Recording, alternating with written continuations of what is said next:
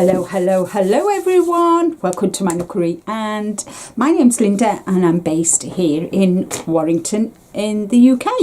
And today's video we are picking the winner of August's sock yarn giveaway, and what the prize consists of is this head over heels walking nature sock yarn from Stylecraft with this lovely keyring from our June, which is my motto, be kind, along with some a circular needle, 3mm, 9-inch, a tape measure and stitch markers. So yes, that's what the prize is. So I want to thank our June for the be kind keyring. I forgot what it was then. So what we're going to do is we're going to go across to the computer, pick the winner, and yeah, so let's get to it, shall we? This is the August video, and I'm just going to copy the URL. Then we're going to go across to YouTube's random comment picker.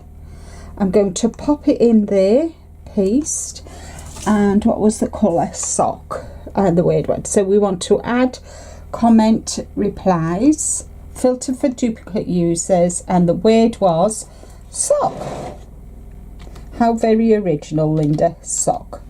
So let's get the entries. 126. Thank you all so very much, guys, for being here, and let's pick the winner. Good luck, everybody.